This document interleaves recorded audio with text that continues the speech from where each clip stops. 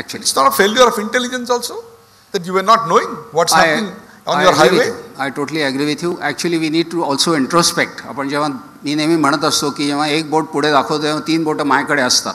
त्यामुळे इंट्रोस्पेक्शन फार जरूरी आहे आणि मला वाटतं की आपल्याला 2 शाप मिळालेले आहेत. इंटेलिजन्स फेल्युअर अनालिसिस 62 मध्ये झालं, 65 मध्ये 20,000 जेव्हा आले तेव्हा सुद्धा झालं.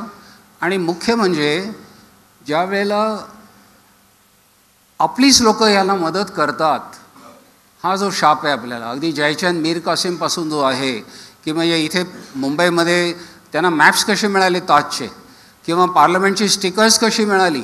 जेव्हा पार्लमेंटवरती अटॅक झाला तेव्हा अँबॅसेडर कारवरती ती जी MP ची स्टिकर होती अँबॅसेडर कार होती कशी मिळाली. So these 2 things I think we all need to introspect as a country, as a citizens we need to introspect. इतक्या प्रचंड मोठ्या प्रमाणावर जर आत्ता पाक घुसखोरांनी घुसखोरी केलेली असेल तर खरोखरच इतकी प्रचंड मोठी इन्सर्जन्सी कंट्रोल करायचं काम केवळ फोर्सेसवर सोडता येईल. You need a diplomatic track 2 measures also in action. आपण बरेच वर्ष ट्रॅक 2 करत राहिलेलो आहोत, पण I think the government today has decided that there should be no kind of dialogue at all. The reason is only one की track 2 मध्ये सुद्धा आपण बरेचदा we have been in a way sort of trying to understand the other side without realising that it is like what you rightly said की is the Pakistan army which has a country. Nawaz Sharif किंवा Imran Khan they are puppets. They speak the language which Bajwa wants. हे खरं आहे का? मी ऐकलंय की Pakistan army chief जर कॉन्वॉय जात असेल आणि आडवा जर पाकिस्तानच्या राष्ट्राध्यक्षाचा कॉन्वॉय जात असेल तर राष्ट्राध्यक्ष थांबतो आणि आर्मी चीफला जाऊ देतो. I'm not so sure, but I know one thing that नाही एका प्लेबॉयसाठी असं होत असेल तर ते Bajwa today and the ISI chief carry maximum power there. That's a troika. आणि गमतीने सांगायचं म्हणजे मुशर्रफच्या अर्थात तुम्हाला माहिती आहे तो खरा इंडियन, त्यामुळे जरा स्मार्ट जास्त. आणि पण बऱ्याचशा ठिकाणी मी ऐकलं आहे की जेव्हा हे पाकिस्तानचे जे जवळ धरा फक्त माईक जवळ पाकिस्तानचे मी जर ऐकले की जेव्हा जेव्हा कधी हे कुठलं हाऊसिंग कॉलनी वगैरे जे इनॉग्रेट करायचं झालं तर प्रत्येक हाऊसिंग कॉलनीमधलं एक घर ते मुशर्रफला मिळायचं. एवढे 14 घरं होती. मला कोणी बोलवलं नाही त्यामुळे माझ्याकडे फक्त एकच आहे. दुसरा प्रश्न असा आहे की 1-2 चित्र पाकिस्तानची माझ्यासमोर काश्मीरची माझ्यासमोर येतात. पहिलं चित्र आहे की हातामध्ये दगड घेतलेला तोंडावर रुमाल बांधलेला काश्मीरी तरुण माझ्यासमोर येतो. त्याच्या हातात दगड आणि ते दगड मारायचे त्याला मिळणारे पैसे. त्याचबरोबर बुरहान वाणीसारखा एखादा मारला गेला की त्याच्या अंत्यसंस्काराच्या वेळेला झालेली भाषणं ही प्रचंड मोठ्या प्रमाणावर एक प्रकारची त्यांच्या टेररिस्ट रिक्रुटमेंट कॅम्पसारखी वापरली जातात. याच्यावर तुम्ही काय सांगाल? आणि आता आणखीन एक next to Burhan Wani there is another young boy who is misled by the forces. Dr. Nerurkar, last year एक वर्षापूर्वी मी जे सेंटर चालवतो स्ट्रॅटेजिक सेंटर पुण्यामध्ये आम्ही काश्मीरवरती डायलॉग केला आणि 7 journalist from the valley came. We also had मी ते म्हणले होते की आमचं तुम्ही ऐकून घ्या वगैरे. आणि तिथे बरेच NGO आहेत पुण्यामध्ये. तुम्हाला माहिती आहे की एका वेळेस माहिती नसेल तर महाराष्ट्रातनं काश्मीरमध्ये सर्वात जास्त NGOची मदत जाते. So I think we need to applaud ourselves की आपण इतक्या मोठ्या तऱ्हेने काश्मीरमध्ये शांतता राखण्यासाठी आपण एवढे पैसे तिथे पाठवतो.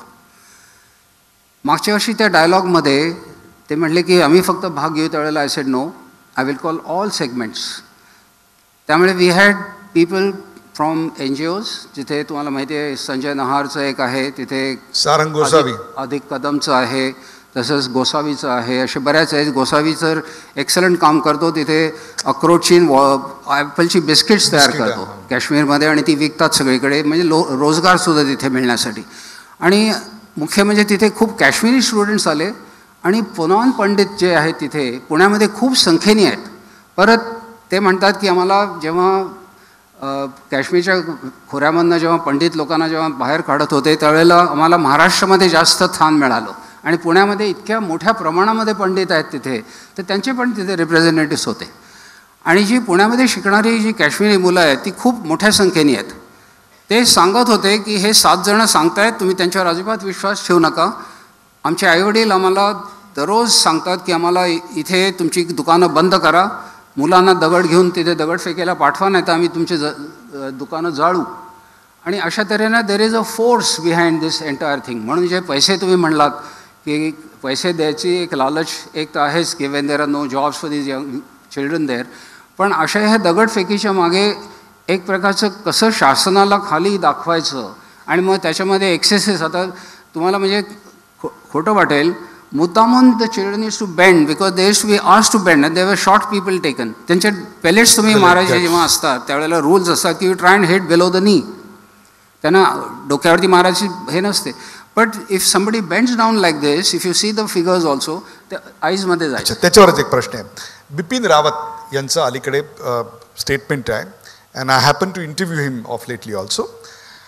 त्यांनी सांगितलं की अशा कारणाकरता मिलिटरीच्या जवानांवर जे खटले दाखल केलेले आहेत ते आमच्या जवानांचं मनोधैर्य खाली पाडतायत, ते खटले मागे घेण्यात यावेत. तुमचं काय म्हणणं आहे? 100% घेतलेच पाहिजेत. Because you see there is a very thin line, there is a very thin line between human rights and how do you stop this particular menace. असं कोणीच आमच्यामधलं असं आत्तापर्यंत कोणी तुम्हाला जे मायलाई तुम्ही मॅसेकर व्हिएटनाममधलं ऐकलं असणार की जिथे किंवा अफगाणिस्तानमध्ये झालेलं आहे, ती अमेरिकन्स लोकांनी असं खुन्नस खाऊन लोकांना मारलेलं आहे. You will never find that happening. किंवा काल जे न्यूझीलंडमध्ये झालं वगैरे, you will never find that happening with the arm forces. कधी एकाहत्तर युद्धामध्ये माझा भाऊ, मोठा भाऊ तिथे मुक्तीबहिणींबरोबर होता, आतमध्येच होता, मी अर्थात एअरफोर्समध्ये होतो. There is never a story of any excess. मी त्याच्यानंतर काँगोमध्ये गेलो, आपल्या युनायटेड नेशनमध्ये, there is never a story, कारण आपलं culture doesn't teach us that. So there is, जेव्हा आम्ही ते एक्सेसेस करत नाही, ह्युमन राईट्स व्हायलेशन्स करत नाही, अशा वेळेला एखाद दुसरी जी गोष्ट होते ती सुद्धा कशी, तुम्ही माहिती आहे की तुम्हाला ती एक गाडी थांबवायचा प्रयत्न झालेला होता, पण ती गाडी चालतच राहिली, शेवटी somebody had to shoot. It happen in Bangalore also when there IT. तो जो प्रसंग आहे तो प्रसंगाचा प्रश्न सविस्तर विचारतो. तुम्हाला सगळ्यांना आश्चर्य वाटलं असेल की अशी स्फोटकांनी भरलेली गाडी आपल्या ताफा जो चाललेला होता त्या ताफ्यात घुसलीच कशी? पूर्वीच्या काळी जेव्हा ताफा जायचा तेव्हा कुठल्याही सिव्हिलियन व्हेकल्सला, तुमच्या आमच्या व्हेकलला परवानगी नसायची. परंतु काही शहाणे दीड शहाणे असतात की ज्यांना स्वतःला महत्त्व दाखवायचं असतं, त्यांनी 2 बॅरिकेड्स तोडल्या आणि 3ऱ्या बॅरिकेडच्या वेळेला जेव्हा तो थांबला नाही तेव्हा त्या जवानांनी गोळी घातली आणि गोळी घातली म्हणून त्याच्यावर खटला चालू आहे. त्याच्यानंतर if I am correct, Mufti Mohammad Sayeed was the person, am I right, ज्यांनी तो नियम बदलला आणि मग मिलिटरीचा कॉन्वॉय जात असताना सिव्हिलियन गाड्या चालू केल्या आणि त्यातनं आजचा हा प्रकार घडला. Am I right? तुम्ही आता जे संस्कृतीबद्दल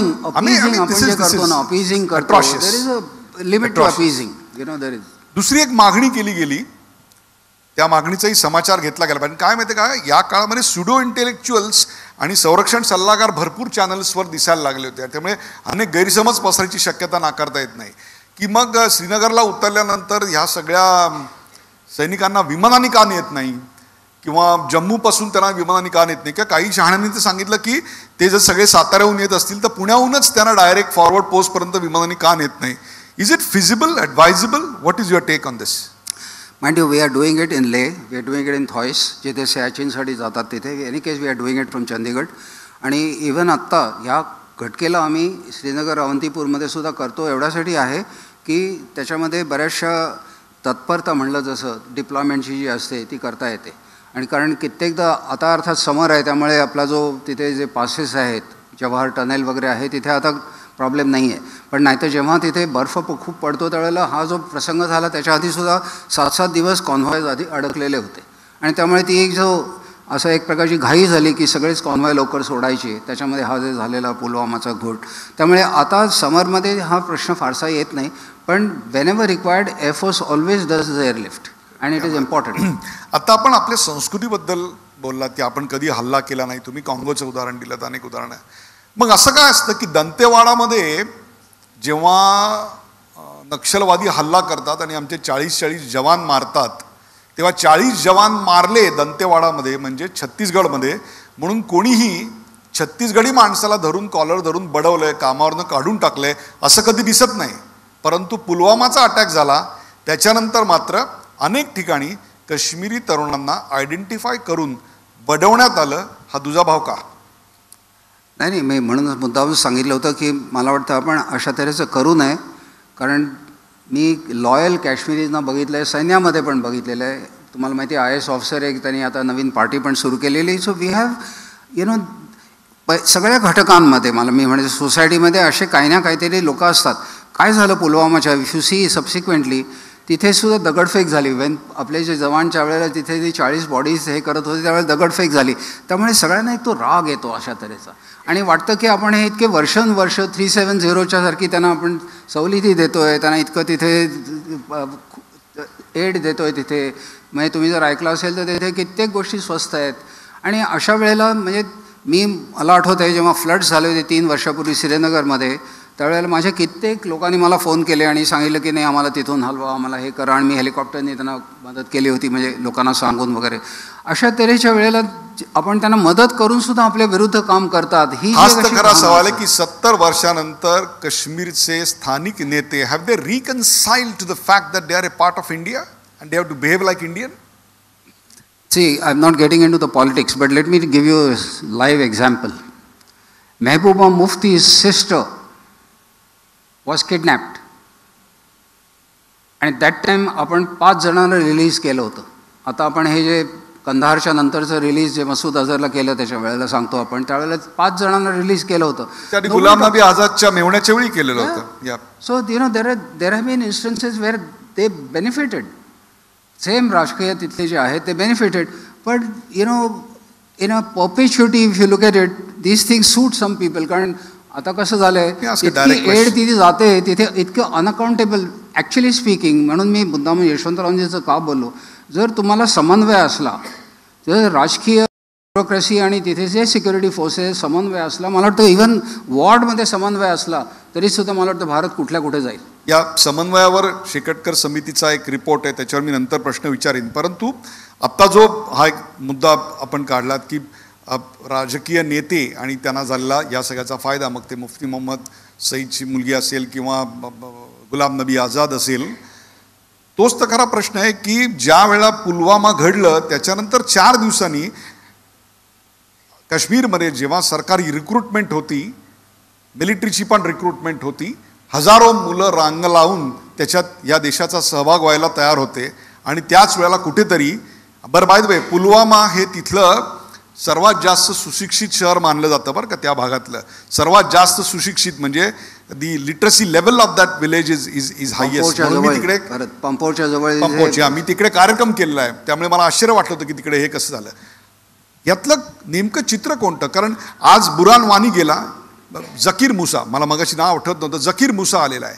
जकीर मुसाचे सगळे मी व्हिडिओज काही इंटेलिजन्स सोर्सेसमधनं येत आहेत, ते भयानक आहेत. नेमकं चित्र कोणतं आहे? एकीकडे हुरियतच्या नेत्यांची वागणं आपल्याला माहिती आहे, दुसरीकडे तरुण हातात दगड घेताना दिसत आहेत, तर तिकडे तेवढेच ते आम्हाला मुख्य प्रवाहात येतानाही दिसत आहेत. नेमकं काश्मीरी तरुणाचं चित्र काय असं आपल्याला वाटतं? तरुणांसाठी जॉब्स क्रिएट करणं is a most important thing now. आणि मला वाटतं आता मध्ये एक जे आपल्या फायनान्स मिनिस्टर जेटलीनी एक तो एखावेळेस ते may not have been understood everybody, but त्यांनी जी एक अमेंडमेंट काढली आहे त्याच्यामध्ये की ज्याच्यामुळे त्यांना कन्सेशन्स मिळणार आहे, जी बाकीच्या देशामध्ये आहेत ती कन्सेशन्स त्याच्यामुळे त्यांना मिळणार आहेत. तर ह्याचा फायदा नोकऱ्यांमध्ये होणार. आता तो उद्या होणार नाही आहे, इट टेक सम टाईम. कारण इतके सुशिक्षित काश्मीरी आहेत, मी पुण्यामध्ये कित्येक जणांना भेटतो, they prefer to stay there only. म्हणजे ॲक्च्युली स्पीकिंग त्यांना नोकऱ्या तिथे मिळाल्या. IT मध्ये कितीतरी आहेत पुण्यामध्ये, म्हणजे आय एम शुअर बॉम्बेमध्ये मुंबईपर्यंत असतील नक्कीच. त्यामुळे त्या लोकांना एक प्रकारचं आपल्या संबंध भारतीय कसं करून घेण्याचं हे मला वाटतं आपल्या सगळ्यांचंच काम आहे. आणि नक्कीच ते मुलं मुली त्याच्यातनं दूर जातील, कारण ते वैतागलेले आहेत. आणि त्यांना जर कोणी तुम्ही जर विचारलं तुम्हाला काय पाकिस्तानमध्ये जायचं आहे, ते म्हणतात शक्यच नाही. त्यामुळे हे जे थोडेसे तिथले 5 डिस्ट्रिक्ट इन्सिडेंटली 13 पैकी 5 डिस्ट्रिक्टमधले जे काय त्यांनी जे केलेलं आहे ते सुद्धा हुरियत लीडर्स. आता हुरियत सर अंडर जेल आणि फायनान्शियल आपण त्यांना जेव्हा त्यांच्या सगळी कापतो आहोत सगळ्या गोष्टी. So what has not happened is started to happen. आता हे जे what has not happen and started to happen हा मुद्दा चर्चेला घेऊया. 2001 साली ज्या वेळेला संसदेवर हल्ला झाला त्याच्यानंतर त्याच्या उत्तरादाखल मिलिटरी फोर्सेसनी एक प्रचंड मोठं ऑपरेशन तयार केलं. You were in the forces at that time. I am sure you were in the helm of design of it. त्यावेळेला बाद में देखेंगे असं उत्तर देण्यात आलं होतं. Am I right? आणि यावेळेला चौथ्या दिवशी आमच्या पंतप्रधानांनी सांगितलं मैंने मिलिट्री को पूरी आज़ादी दी है, जो करना है वो करो. Is this emergence of new India? Good point. And let me just take a little extra time for explaining.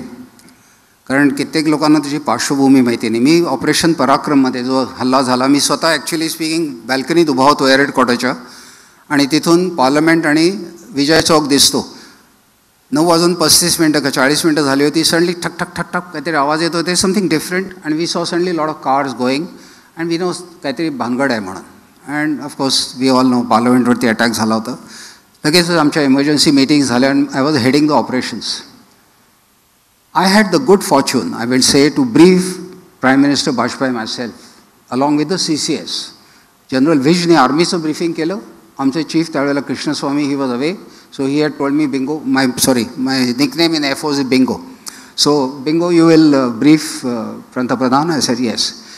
मी एक सांगू इच्छितो, एक मोठी जबाबदारी असते तुम्ही अशी जेव्हा ब्रीफिंग करता तेव्हा. फक्त खरं बोलायचं, जेव्हा आवाक्यात आहे तेवढंच बोलायचं. कारण नाही तर पंतप्रधान कुठले तरी चुकीचे डिसिजन घेऊ शकतात. श्रीलंकेमध्ये झालेलं आहे. श्रीलंकेमध्ये decision went against because maybe the inputs that prime minister got, and त्याच्यामुळे आपल्या आर्मीचे तिथे खरं पाहिलं तर वी केम बॅक विथ आपलं नाक कापलं होतं. So they was a great responsibility on me to say की सर्जिकल स्ट्राईक्स आम्ही त्यावेळेला सुद्धा सजेस्ट केले होते. लोक म्हणतात, there are some people I read in media, ते म्हणतात की त्यावेळेला का नाही केलं वगैरे वगैरे वगैरे. Let me tell you, people don't remember what has happened before that. Before that, Americans had deployed their troops in Pakistan. त्यांचे 5 विमानतळामध्ये Americans were there. Americans within no time put pressure on Bajpayee saying that no way, we don't want any escalation whatsoever. Plus we were nuclear, both countries. And म्हणजे I know myself, because तुम्ही Agni award म्हणल्यानंतर I myself have been dealing in strategic systems. We were prepared for everything as what we are today. Because जेव्हा जेव्हा ते वेड्यासारखे nuclear item बॉम्बचा विचार करतात त्यावेळेला आम्हाला तयारी राखतेच करायला लागते. आणि अशा वेळेला सगळी तयारी असताना Americans were watching this, because Americans तुम्हाला माहिती आहे त्यांचासुद्धा इंटेलिजन्स फेल्युअर झालेला 74मध्ये झाला, 98मध्ये झाला. आपण त्यांचे आपले जे बॉम्ब केले त्यांना कुठे पत्ता लागला. त्याच्यावरती पिक्चरसुद्धा आहे मला वाटतं, एका कोणी अब्राहमने का कोण त्याचं नाव त्याने काढलं आहे. So you know that intelligence त्यांना त्यावेळेला मिळत होता आणि त्यामुळे त्यांनी प्रेशर घातलं होतं की no way it is going to escalate. जसं कारगिलमध्ये त्यांनी एस्केलेट करू नका हे भारतालाच का सांगितलं जातं, पण हे करू नका असं इम्रान, मुशर्रफ, भुत्तो यांना का नाही सांगितलं गेलं? नाही, you know again let me tell you how smart these people sometimes act. The day parliament attack took place, Ziaul Haq rang up Bajpayee की हो आमची सहानुभूती आहे तुमच्याबरोबर, trying to say की state is not involved, it is the non-state actors who are involved. So this is the game that Pakistan is all the time. त्याच्यातच एक शब्द आला नॉन स्टेट ॲक्टर्स मधूनच. We are showing strategic restraint.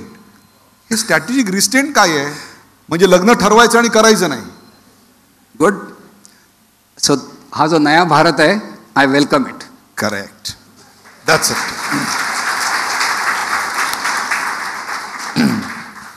आता या नया भारताची असली तस्वीर लोकांसमोर येऊ दे, आणि ती म्हणजे ज्या एअरफोर्समधनं आपण आलात त्याच्या जाबाज सैनिकांनी या देशाला 71 असेल किंवा कारगिल असेल, विशेषतः टोलोलिंगची लढाई 4590, it's only possible because of the Mirage and few best fighter pilots and leaders like you. आज तुमच्याकडे Mirage, Jaguar, Sukhoi, MiG-21, Prithvi is the missile, Agni is one more missile. Are we running museum pieces instead of military? These are all museum pieces. See, मी प्रत्येकाला नेहमी अर्ज करत असतो कुठल्या कुठल्या लेक्चर्सनं जातो तेव्हा आम्हाला संरक्षण सेना म्हणू नका, आम्हाला सशस्त्र सेना म्हणा. आम्हाला डिफेन्स फोर्स म्हणू नका, कॉल अस आर्म फोर्सेस. कारण डिफेन्स म्हणलं की तुम्ही ऑलरेडी बॅकफूटवरती असता. मी स्पोर्ट्सचं उदाहरण दिलं उदयजी, तर फुटबॉलमध्ये तुम्ही 11च्या 11 जण गोलमध्ये असला तुमच्यावर गोल होणार नाही, पण तुम्ही कसे जिंकणार? त्यामुळे तुम्ही हा प्रश्न विचारलात की हे म्युझियम पीसेस नाही आहेत. These are something that we are using, but we are a responsible country. आपण उगीच कोणावरती जाऊन उगीच आक्रमण करत नाही, पण जेव्हा लागेल तेव्हा नक्कीच करू. आणि आपण ते करतो ते आमच्या सैनिकांचं यश असतं, आमच्या संरक्षण सिद्धतेचं असतं का, हा खरा सवाल आहे. कारण संरक्षण सिद्धता ही आमच्या सैनिकांच्या जाबाज दिला इतकीच महत्त्वाची आहे. तुम्हाला मी उदाहरण देतो. Tejas operation clearance waiting for endless time. Am I right? Yes, बरोबर आहे. 7 types of MiGs we have. MiG-21 इतक्या किंवा आता मिराज अपग्रेड केलेलं मिराज टेक ऑफ केलं आणि कोसळलं. व्हॉट्स दिस हॅपनिंग? आणि हे तर पुलवामा नंतर घडलेलं आहे. सी, त्यात तर पायलटची चूक नाही आहे. Very good question. Let me tell you. मी कित्येक चीफ्सना naturally I been going to many countries and discussing. Singapore air chief was telling me the most ideal combination. तुमच्याकडे जर 100% इन्व्हेंटरी असली तर त्याच्यामध्ये 33% should be new, 33% matured and 33% going towards obsolescence. आपल्याकडे जर जेव्हा 65-70% गोईंग टुवर्ड्स ऑब्सोलसन्स असली तर somewhere the defence budget is going wrong. Or the defense minister who never wanted any blot on his lungi. Whatever. So the problem is also connected to, मी तुम्हाला मगाशी सांगत होतो, is connected to human resource. मला जर एकदम आम्हाला एफर्सला तुम्ही नवीन 500 विमानं दिली तर we will not be able to absorb it. त्याच्यासाठी खूप ट्रेनिंग लागतं. म्हणजे आमची ब्लाइंड फोल्ड टेस्ट असते विमानं जेव्हा तुम्ही चालवता तेव्हा. आम्हाला विदाऊट नुसतं कुठलाही स्विच असं नुसतं न हे करतासुद्धा तिथे we have to reach it. कारण तुम्हाला you have to be so adept. जसं घर झालं तुमच्या हातात, असं घरामध्ये जसं तुम्ही वावरू शकता तसं असतं. आणि so when these boys did this attack at that time, and I must, तुम्हाला जर if you don't mind can I just spend a minute on it. तुम्ही मगाशी आय थिंक वाईल इंट्रोडक्शन ओंकारने सांगितलं की मँगलोरच्या इन्क्वायरीच्या बद्दल. मँगलोरच्या इन्क्वायरीमध्ये जेव्हा मी करत होतो त्यावेळेला पहिली रेकमेंडेशन आमची झाली ती मेडिकल होती. And that was window of circadian low. आता तुम्ही डॉक्टर आहात, तुम्हाला माहिती आहे, surgeon Mrs Nergudkar. So there is something called window of circadian low. Thank you. आपल्या सन अँड मून सायकल जशी असते आपल्या शरीरावरती त्याचा परिणाम होतो. तुम्ही कितीही दुपारी झोपलात, आणि जास्तीत जास्त 2 तास किती झोपू शकतो माणूस दुपारी, तुम्हाला सकाळी 2 ते 4 डुलकी येतेच. हे जे कॉल सेंटरचे सगळे मुलं मुली असतात त्यांना सुद्धा डुलकी येतेच. मुंबई पुणे रोडवरती ड्रायव्हरला डुलकी येतेच. सर्वात जास्त ॲक्सिडेंट त्या वेळात होतात. ट्रक्सचे सर्वात जास्त त्यावेळेला होतात. दरोडेखोरसुद्धा घरामध्ये त्याच वेळेला जातात कारण सगळेजण गाढ झोपलेले असतात. Our pilot in that. रात्री 2 ते 4 म्हणताय, सकाळी पुण्याहून आल्यात म्हटलं दुपारी 2 ते 4चं म्हणताय की काय? नाही, ती सुद्धा एक वेळ असते. Yes, you are right, but that's a beauty sleep. मागे दंगल झाली होती पुण्यात, ती पण 2 ते 4 बंद होती. तर हा पायलट झोपला होता, सर्बियन पायलट, मँगलोरच्या इन्क्वायरीमध्ये, आणि he went into deep sleep. By the time तो उठला, इट वॉज सॉर्ट ऑफ तसं हे करून 15 मिनटामध्ये you can't really get alert. आणि म्हणून ते विमान त्यांनी ते जे ॲक्च्युली बिगिनिंगला उतरवायच्या ऐवजी त्यांनी नंतर उचललं. ही जी 12 मिराजची जी अटॅक झाला तो एक्झॅक्टली त्या वेळामध्ये झाला. सो यू कॅन इमॅजिन की त्या डार्क नाईटमध्ये त्या वेळेला मुद्दामून हे पायलटनी अशा तऱ्हेचं पाकिस्तानला गाफील ठेवून तो सक्सेसफुली बालाकोटवरती आणि अजून 2 टार्गेटवरती अटॅक केला. सो दिस इज समथिंग आपल्याला, मला वाटतं, एक अभिनंदन पुन्हा एकदा सगळ्यांचं केलं पाहिजे. हे जरी सगळं खरं असलं तरी माझा मूळ जो प्रश्न होता तो आपल्या संरक्षण सिद्धतेबद्दल होता आणि HALच्या प्रिपेअर्डनेसबद्दल होता. Are we really on track with this air to air missile? Let's compare ourselves with